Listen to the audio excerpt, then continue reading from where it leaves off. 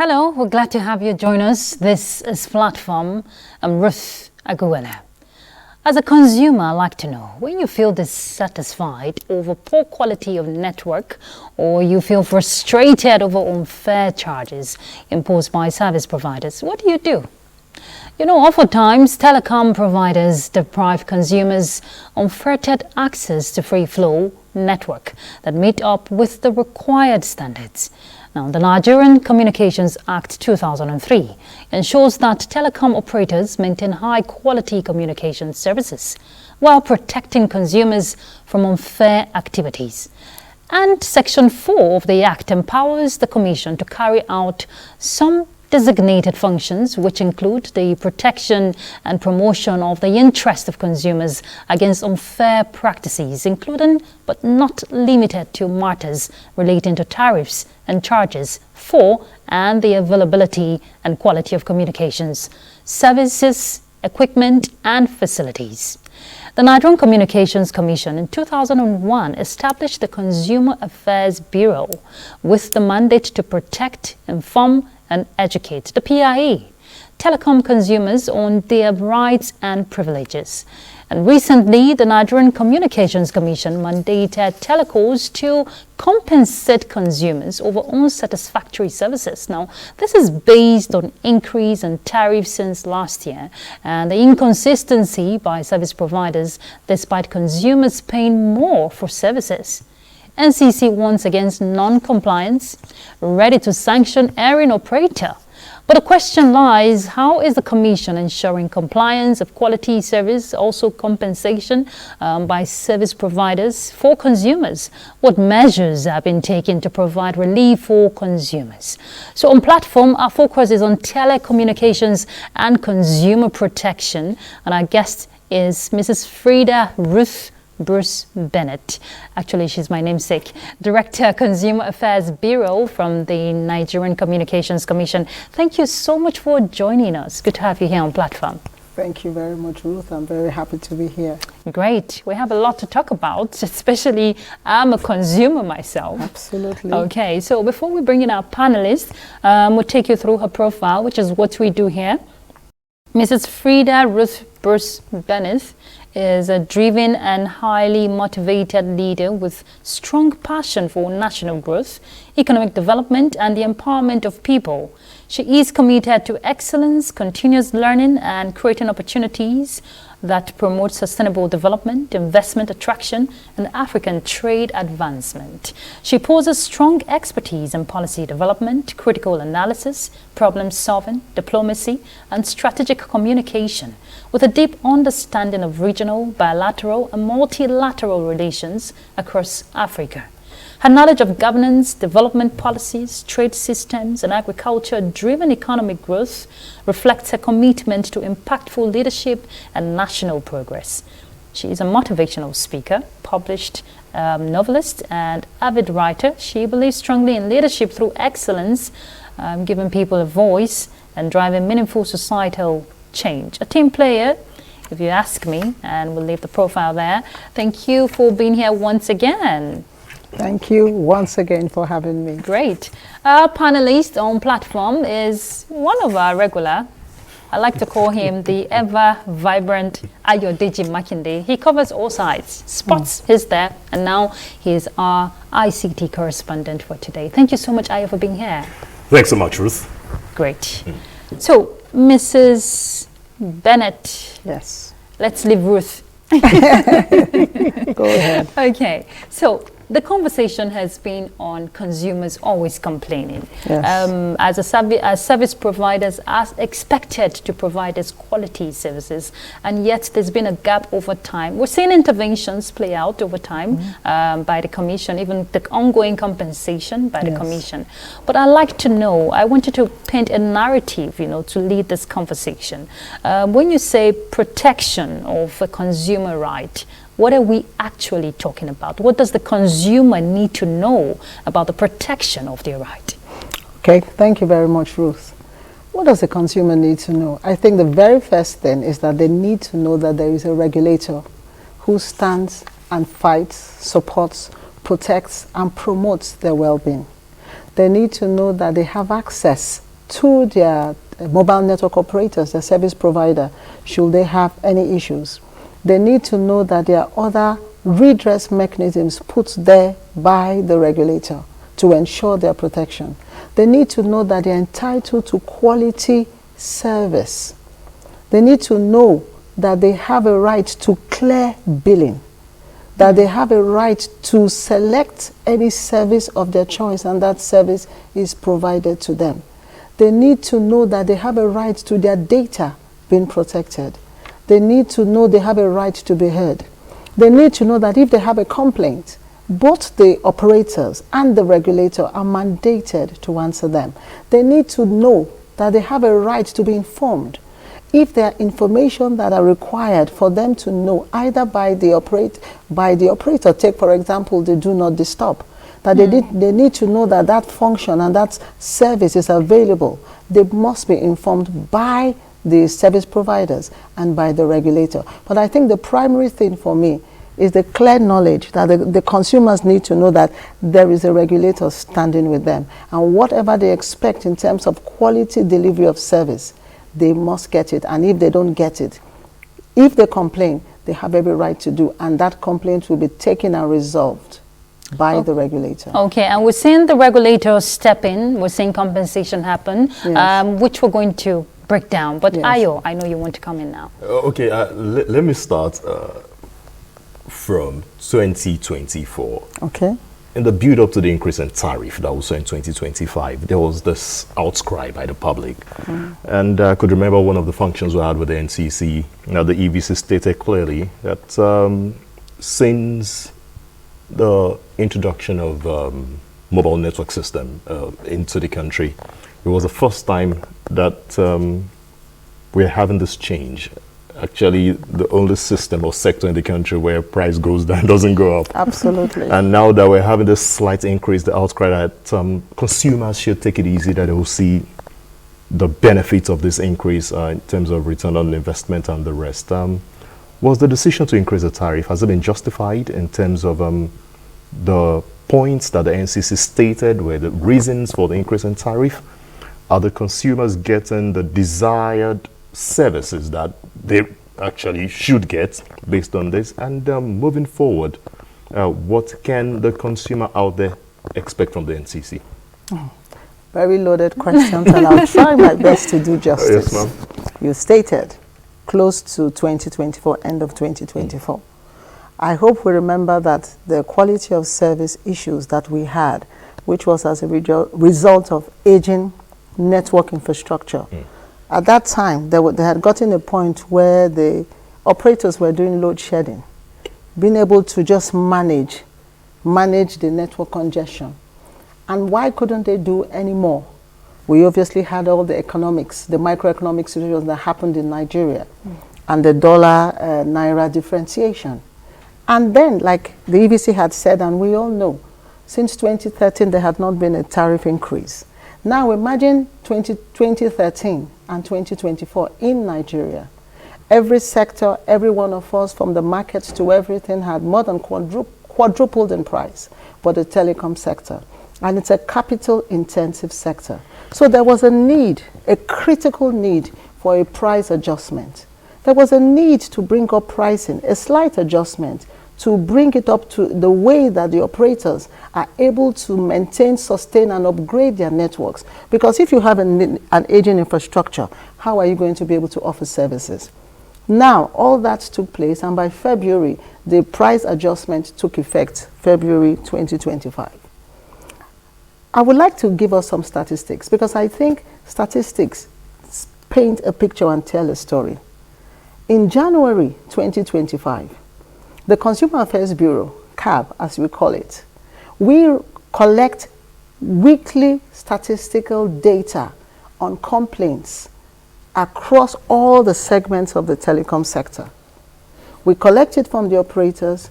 We also collect it with live connection from our 622, the secondary complaints line that consumers can call. By that time, we had an average of about 351,000 complaints a month across quality of service voice, quality of service data, quality of experience, billing, value-added services, and the likes. We have 17 key categories. As at March 2026, this number is 76,000. We are at a quarter of the complaints, because the consumers speak with their voice. If you want to know what is happening, the people who are complaining have the same complaints channels. And can I actually be more honest? We have more complaints channels available to the consumers today. For example, the consumers are all aware they can come into any NCC office and lodge a complaint. We're taking complaints through the X handle of the Consumer Affairs Bureau, the X handle of the NCC, the Instagram, the LinkedIn, every complaints channel that we were not using before. So even with all these additional complaints channels, we actually have only a quarter of the complaints. Are we there yet? No. But have we seen appreciable decrease in complaints across all the categories? I would say yes. For example, by January 2025, we were averaging about 45,000 complaints for quality of service, voice, and data each. Now we're about 20,000. And obviously, through our technical department, a lot of work is ongoing to ensure that all those ongoing issues that affect and impede successful networks are resolved. And never forget that these issues do not lie strictly with the telecoms operators. When you have fiber cuts, when a road construction company carries out construction and cuts fiber, when activities of a state government cuts fiber, when sabotage causes fiber cuts, all these things affect the networks. When you have communities that prevent the mobile network operators from actually servicing the base stations, from refusing them access to put diesel. So we have a lot of things. You have the one within the sector, and the NCC as a regulator works assiduously every day throughout every waking hour to ensure that, be it the mobile network operators or the co-location service providers, they are working to improve services. You know, these services you're talking about, it must come as expected, right? Yes. I know that the Section 108 of the Communications Act provides that, you know, it governs tariffs for and charges by the service providers, and they must seek approval from the Commission before it can be implemented. Yes. Now, if the Consumer Affairs Bureau is sectioned around protection, information, and educate, you mentioned some of these challenges. So what channels, aside the ones you've mentioned, are you using to educate the public? Because if you have different means where people can, you know, lend their complaints, what about the aspect of educating them, informing them of their rights? You'll be amazed, Mrs. Bennett, that a lot of Nigerians are still not aware of these rights we're talking about. They're not aware. There's still a huge gap on what I should. They only know where to go complain, but what about enlightening them, educating them on what should and what should not? Okay, thank you very much. I would like to tell you, first of all, we have the Telecoms Consumer Handbook. Okay. We have this handbook in English, in Yoruba, in Hausa, in Pidgin English, and in Braille. Oh yes, we have it in Braille as well. Okay. We also have a QR code, so that for the people who are digital, all we go, when we do go for events, we put up the code, and they just take a screenshot of it, and they have the Telecoms Handbook in their possession without needing the hard copy.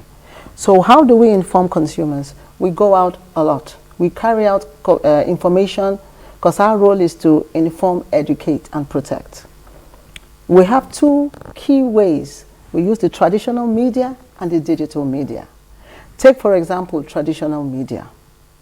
We make sure, or traditional means, we go out for awareness campaigns. And how do we do that? I mentioned earlier that we receive on a weekly basis all the complaints from every mobile network operator and internet service provider. We have something we call the situation room. Okay. Every week, we analyze this data. What are we looking for? We're looking for trends. Where is a problem brewing? Which complaints category is increasing? What is going on? Is there an operator that seems to be having a problem? Let's say it's a network problem. Immediately we send that to our technical departments to say, hey, this operator, you need to have a look at what is going on. Obviously, we check the live outage portal. Have they reported any outage? If they've not, technical department needs to carry on, because automatically we know that that is going to impact service. That's one. When we have actually already done that, we now look at other categories. Take, for example, data depletion. Data depletion is something that has affected consumers greatly, and for obvious reasons. Everything we do is data-driven. Yeah. Our phone calls, our businesses, our banking, our education, our livelihood, everything. Therefore, any impact on data impacts people. We now went back, as usual. What is going on? We talk to the operators. The NCC ensured that there was an independent audit of every mobile operator's billing system. It came back from tier 1 audit firms that there was nothing. So it was like, what is it? Immediately we started looking and drilling further. And we realized that from the regulatory part, there was something missing, which was awareness.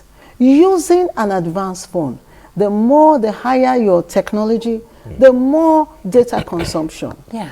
And then all the features in the phone with the background, things the that apps go up, running. apps running in the background, updating the iOS systems on mobile data, all these things, and people do not know. So we ensure when we go out for events, the NYSC, we have NYSC events, we go across the camps when NYSC invites us, and they are very kind, and we educate the youth. We also have events on campuses where we go. And as you must know, we always are on radio stations across the 6 geopolitical zones multiple times a year.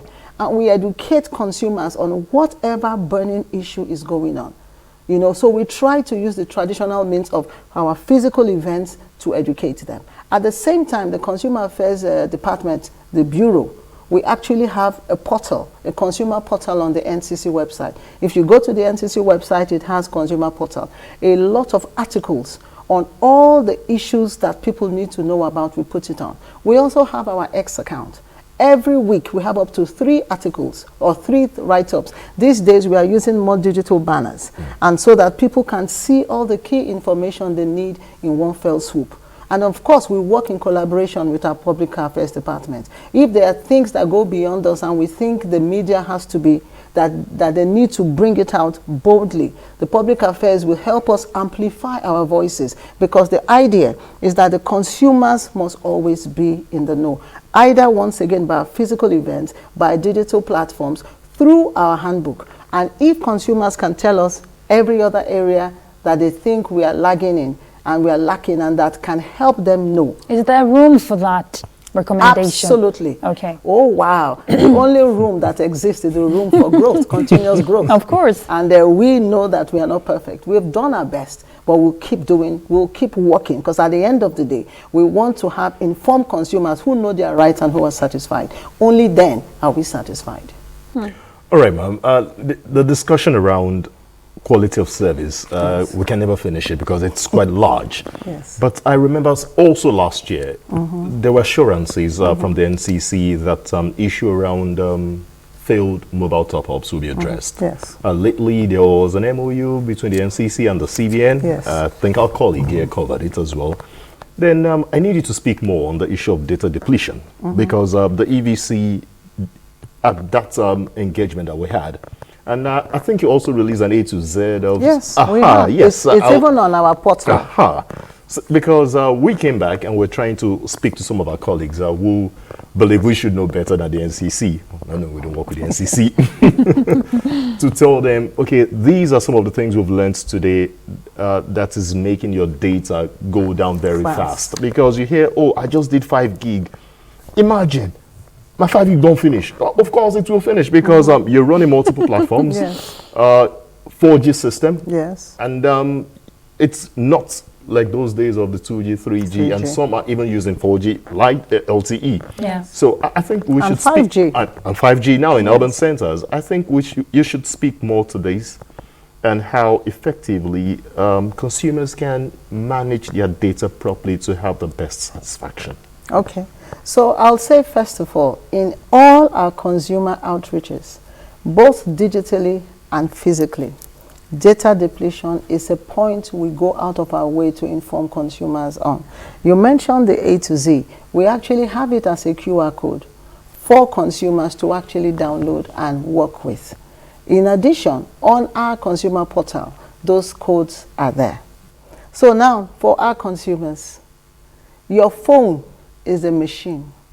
I remember the Director of Technical Standards had said the other day that if we had gone back a few decades, this phone we have will be half a room because of the processing power and speed in it. It consumes a lot. Yeah. The higher the generation of phones, 2, 3, 4, and now 5G, the higher the power and the higher the data consumption. Let us take Nigerians' appetite, for example, Netflix. On the Netflix, you can set your phone to standard definition or high definition. Standard definition gives you an average picture quality, but you know, people like to watch the best of the best. If you watch, do. Exactly. No, I go down to standard definition because I want my data to now last. I understand why I should go back. Exactly. Okay. A standard definition, maybe a movie of an hour on Netflix will take you an average of 500 megabytes. Yes. If you are using high definition, it can go up to 2 gigabytes. Then you are talking of your phones. You have all your phones set up where the network upgrades, the system has automatic upgrade on mobile. Now imagine, try and look at some of those times when your phone tries to upgrade. I think there are gigabytes and tens of gigabytes. Yes. I mean, the size of the files are humongous. And it's always advisable, there's always a pop-up notification on, please turn on Wi-Fi. Please turn on Wi-Fi, because your mobile will consume it. So people say, I didn't touch it. Well, if, for example, it decided at that time to update your iOS system, it can take all your data in one fell swoop. Then you have all this data, all these applications running in the background. As they are running, they are refreshing. They are auto-refreshing, which is why, for example, you open your Instagram. And as soon as you open your Instagram, everything that has been there comes up. All the videos are ready to watch because they are upgrading and downloading and perfecting in the background, the status upgrades. So automatically in the background, it has eaten all your data. You have not opened anything. Then a lot of us have all these WhatsApp groups. Oh, I'm only watching people's status. But you have watched one person with 20 photos and 10 videos, and you have laughed at all of them. But they're all 30 seconds. But those are videos, and those are data intensive. So we use data. Then we have all these, let's say, WhatsApp groups. You are in all these WhatsApp groups. You have all these apps running. And as long as they're running in the background. And some of us also notice you have pop-ups. Sometimes you are watching something, pop-up comes, and unfortunately, sometimes it forces you to keep watching before you can go away. Yes. All those are eating your data. And you have ad blockers that you can use to block. So a lot of these things are basically from lack of understanding that there are things inbuilt in your phone to manage these things. You also have data savers. There are phones that you can actually select and say, I want to use lower data. I do it on my phone. Even on my iPhone, I use lower data. When I'm downloading, it will remind me I have lower data. I'm on data saving mode. I will say, yes, keep it on it because I want to manage my data. But Mrs. Bennett, yes. There are concerns on billing transparency, yes, and also unauthorized value-added services deductions, yes, which most service providers may hide under the disguise of what you're trying to explain now, of people are not managing their data. That's why they're experiencing data depletion yes, on the rise. Yes. But how are you also regulating this telecom service providers to ensure that they're not just billing consumers unnecessarily? You know, I love that question because that is a fact. Every quarter, the Commission goes on verification exercises of the MNO's systems. I mean, this is so thorough. It cuts across various departments in the NCC. And they go and they check everything to authenticate every information that is provided to us. From the consumer affairs, every last thing that is provided to us is authenticated. So in order to make sure that there are no anomalies, and of course if there are, this is brought up immediately. And of course NCC is not one that is lax for sanctions and fines, because at the end of the day, if a consumer pays for a service, they must get that service. For the issue like you mentioned, value-added service being added to anything, that is an ongoing issue that always exists. And we always inform consumers. All you need to do is go to *305#, and it will let you know if you are connected to any VAS services. And if you see you are and you do not recognize them, you exit. Say it again. *305#. And it's a short code common to every network operator. You put it, it will show you what you have. If you don't want, you exit. At the same time, we always inform consumers on the do not disturb. Because obviously, part of these issues is where there is if the do not disturb is not there, things can come up to you. And if you do not want any do not disturb, you just press stop to 2442. And if you want to know if you have do not disturb on your system, you type in status in all caps to 2442, and it will let you know your status, and so you can amend accordingly. Yes. You were about to talk about that, but we dwelt more on data depletion. Yes. There's this arrangement with the central bank. Yes. I read about it sometime last week. Yes.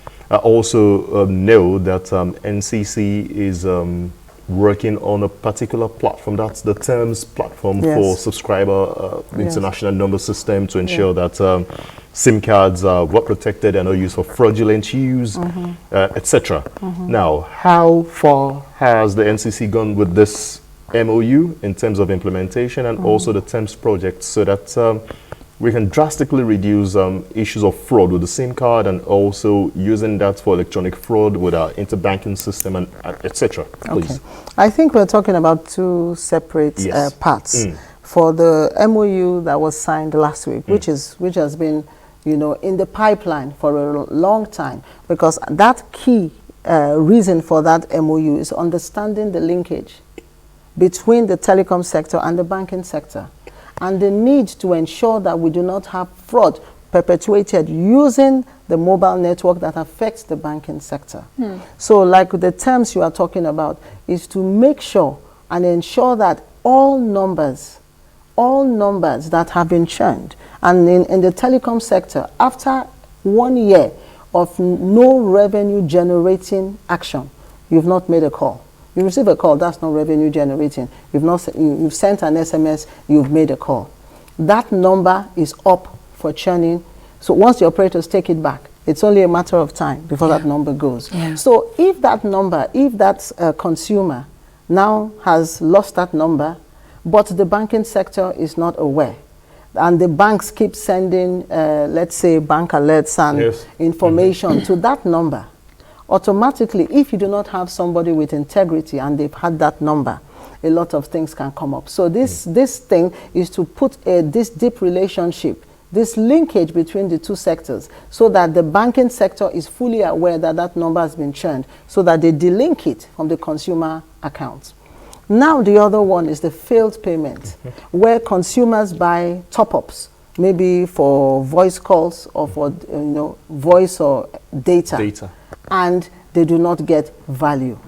Understanding this, the challenge we had is that it was a case of the banking sector says, oh, their own end went well.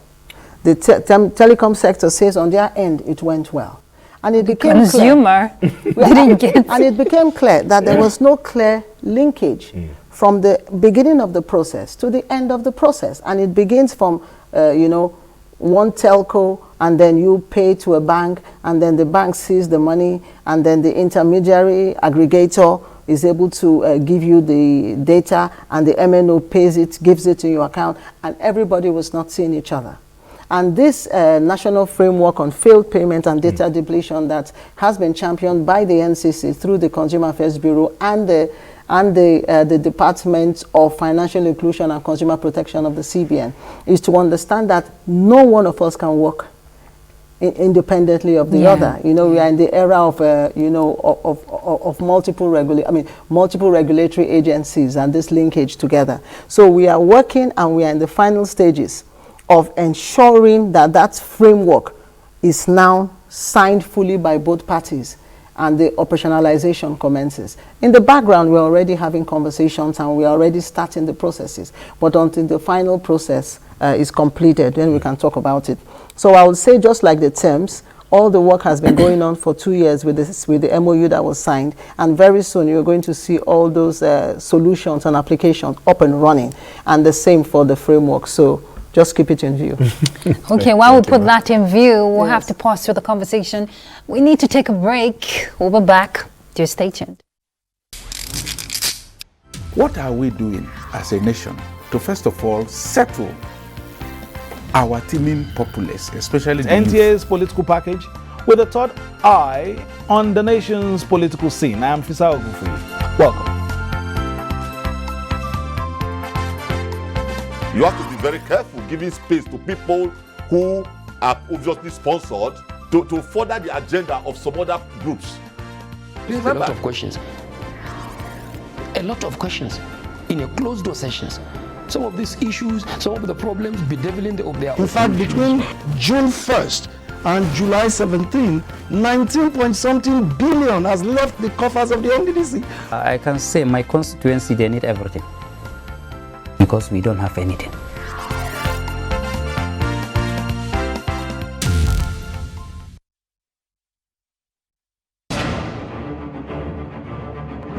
MFA for digital literacy is a bot that you can use, you can interact to learn more about digital literacy. Hello, it's our pleasure to have you join us on platform. I'm Ruth Aguwele.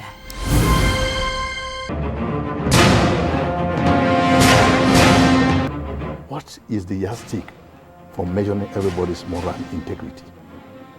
It's critical at this point in time. How daunting has that been for the Institute in getting them abreast with all the legislative procedures? The fact remains that one training workshop is not enough.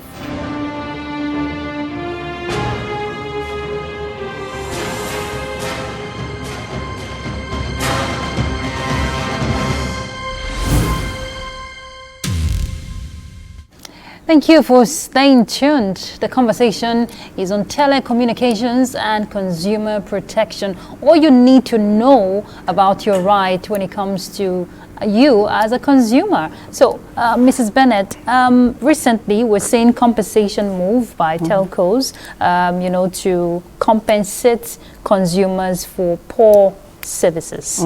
And are they really complying, talking about the service providers? Because I remember Ayo telling me, oh, I got increase, I got a top up, and I did. He was asking me, did you get? I said, no, I haven't gotten mine. So how is that being regulated, and at what pace? Okay, thank you very much.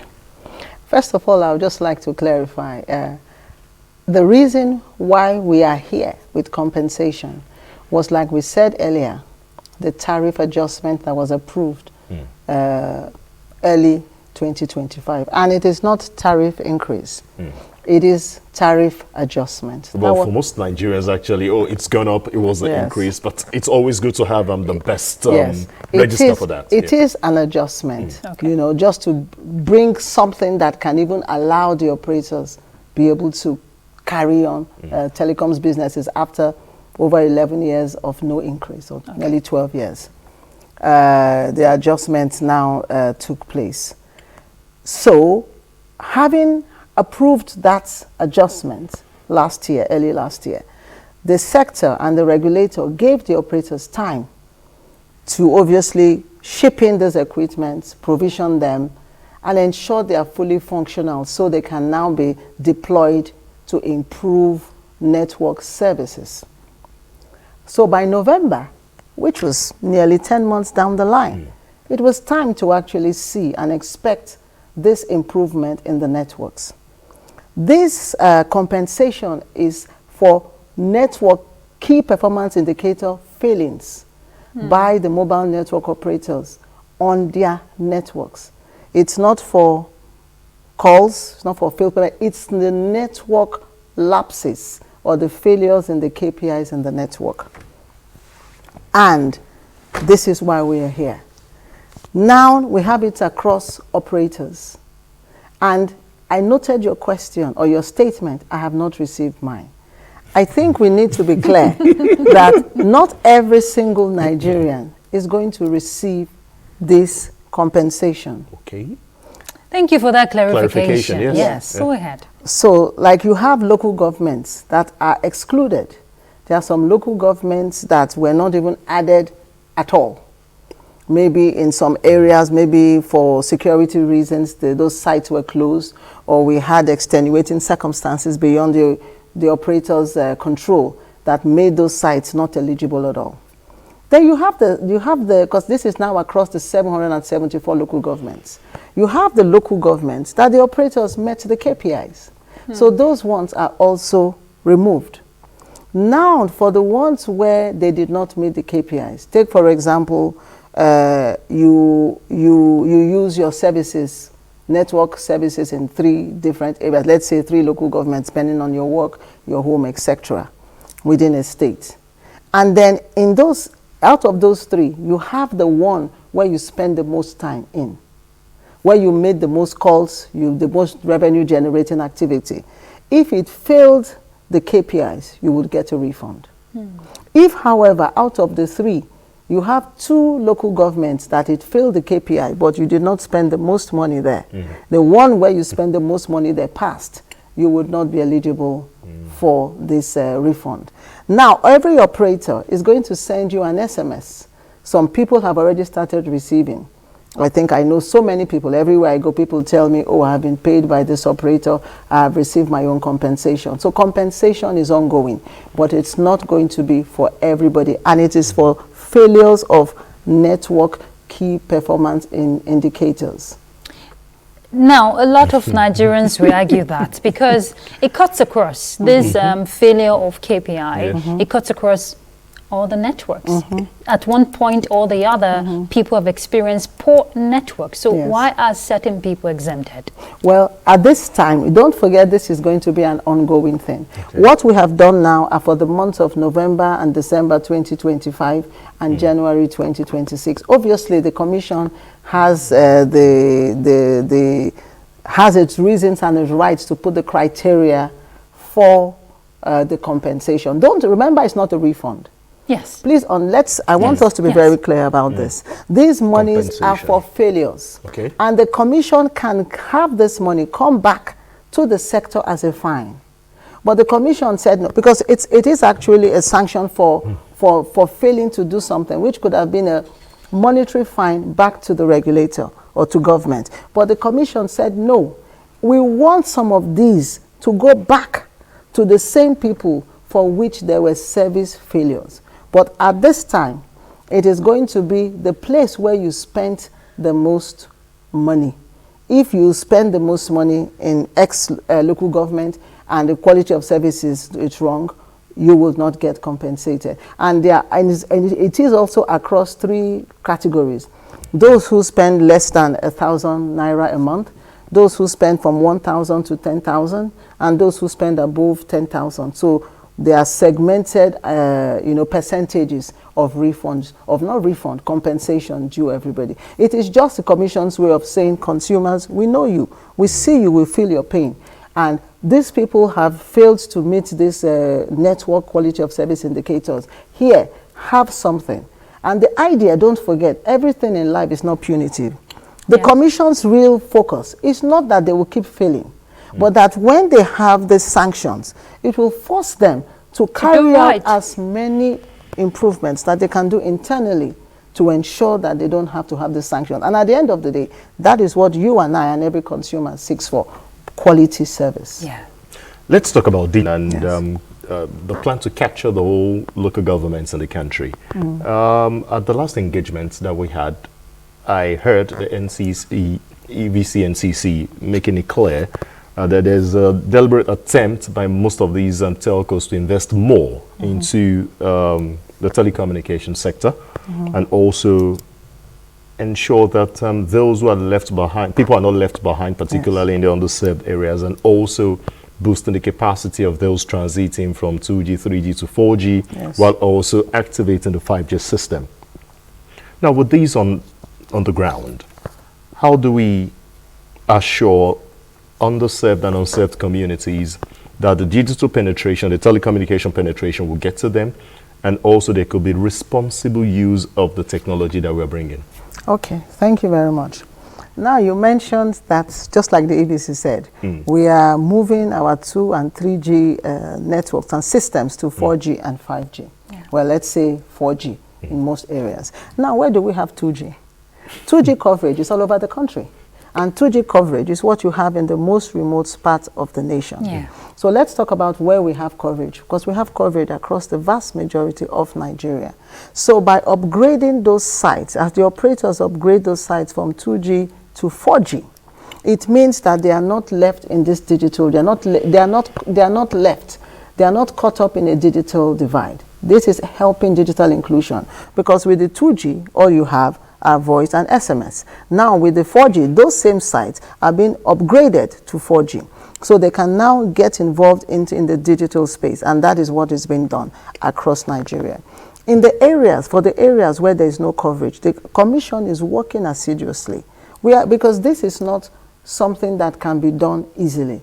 Let's be clear that the operators traditionally, like any business, will go to places where they have return on investment, which is why the NCC has the Universal Service Provision Fund, which is across every nation of the world that has telecom services. What is the focus of this fund? To ensure that in the areas that are not economically viable for the operators to go, that the government can put its own resources to expand services there. And this is something the NCC has been doing gradually and will keep continuing to do.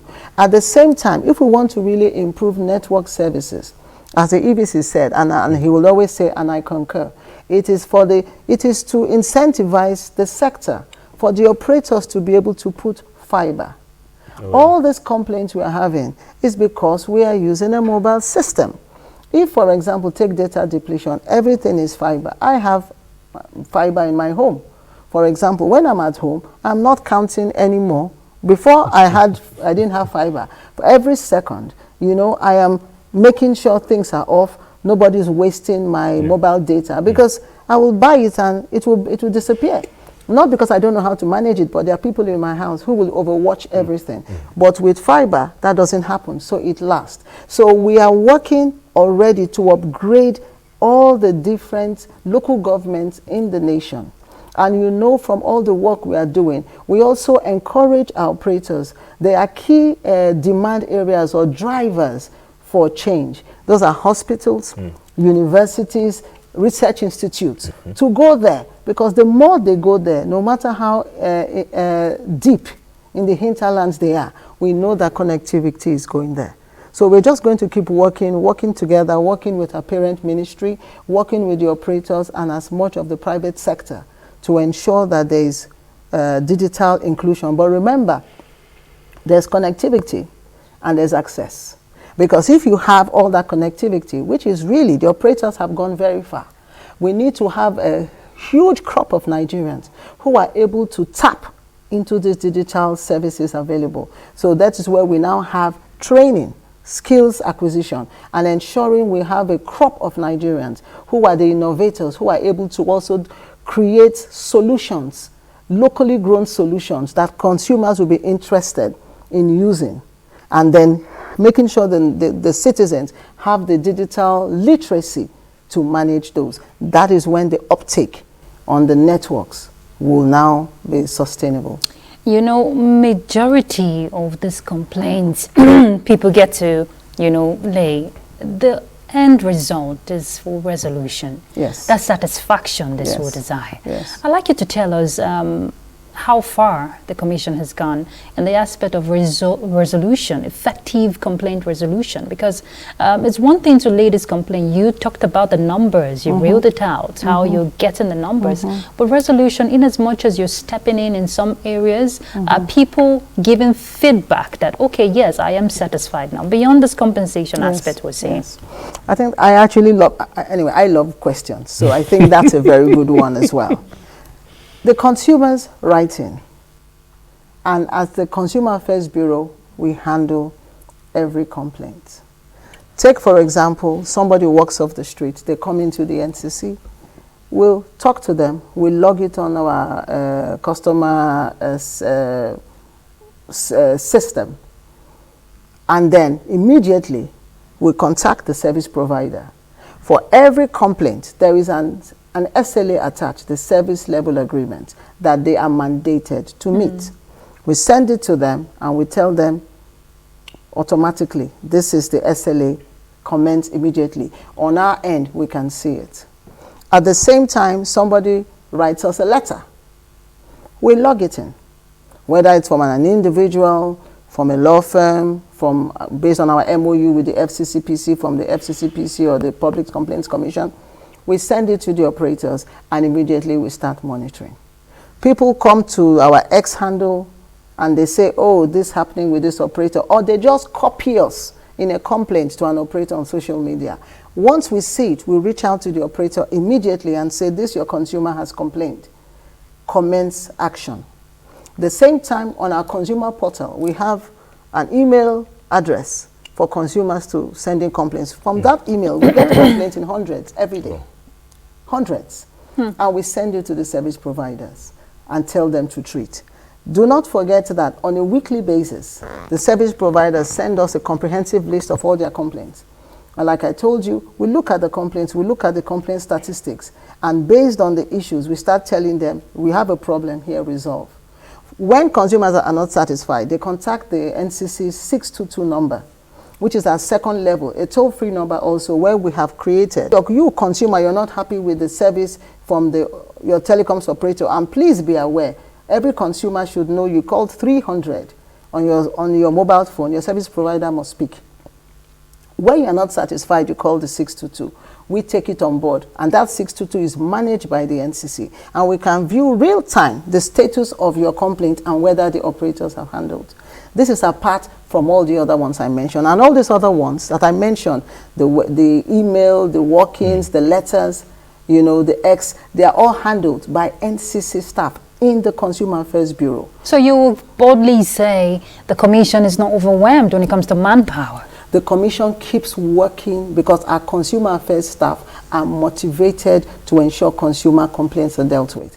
When that operator says that complaint has been resolved, we contact the consumers. I remember 2 or 3 came to my inbox today where they said, oh, this consumer an operator has confirmed, any operator has confirmed it's been resolved. And then we have called to confirm that it's been resolved. That is what we do. We do not close consumer complaints without verifying ourselves independently from the consumer that it's been resolved. I tell you that the Consumer Affairs Bureau is your best friend. If you want resolution to anything, come to the NCC. That is why the awareness should be louder. That is why it should be louder, and I'm glad for a platform like this that everybody knows that no matter what is going on with your network service, no matter the complaints you have, work with the regulator. No matter the complaint, we will see it to the last end. Yesterday, I got a complaint from somebody. He managed to reach my number, my personal number. And I listened, and he was very upset. He had done this. And then, by the time I finished with him, he was calm. And I said, I'm going to call your service provider. And I did. The service provider came to my office today about one consumer out of 180,000 million, because every last consumer matters. I don't know this consumer, but as long as he had complained, 2 of them came, and they are seeing him today, and they are going to report to me. And this is not an isolated case. This is what happens at the Consumer Affairs. This is what happens at the NCC. The consumers must know we are their best friend, and we truly are. As it is right now, gone are those days when you have to call your service provider and wait for 1 hour before you're responded to. Things are surely are getting better now, and it's also clear that if you do not log in these complaints, the system might not get better, so we need to actually improve the system. But one question, I knew we actually had a good time discussing it at the last hangout we had with the EBC and the management of the NCC, but I think it's instructive that we'll put it out there because this is a larger platform to reach millions of Nigerians. People actually have so much expectations from the NCC, particularly when it comes to social media regulation. And there was a smart answer that the EBC actually gave to that. And I think you should also make it clear here what the NCC can do and what the NCC cannot do concerning social media regulation in terms of content that goes out there and content that should go out there. I knew you actually answered it there, but this is a larger platform to actually set it straight as well. And I don't know how you can make it concise for press time. Okay, sorry. So let's say, first of all, as parents, we have an obligation to our minors. Yes. As a parent, I have parental block. On my children's tablet, I put their ages, and that automatically filters a lot of things that cannot pass through. At the same time, you have this parental monitoring that you are used to monitor. You must monitor. As a regulator, with our Internet Code of Practice, we are able to direct the Internet service providers to take down content that is not appropriate. But we need consumers to complain for us to be aware. But we'll keep working as we do with all other government agencies like the NBC, the Film and Censors Board, and all the other regulatory bodies to ensure that the internet space is safe for all consumers. Thank you so much, Mrs. Frida Ruth Bruce Bennett. Thank you for enlightening Nigerians, using this platform, and we just hope it gets better, especially for consumers getting the quality service they deserve. Thank you. She is the Director, Consumer Affairs Bureau from the Nigerian Communications Commission. Thank you once again. Thank you, and thanks for having me. And Ayo Deji Makinde, our ICT correspondent here in NTA. Thank you so much. Thank you so much. I hope there won't be any tariff adjustments again. All right, so the conversation has been on telecommunications and, of course, consumer protection. It is your right to be heard. It is your right to choose. It is your right to fair complaint process. It is your right to timely and responsive, access to what you deserve, talking about quality service. So go out there and ensure that your right is actually being implemented. And that's Platform. I'm Ruth Aguele. Bye.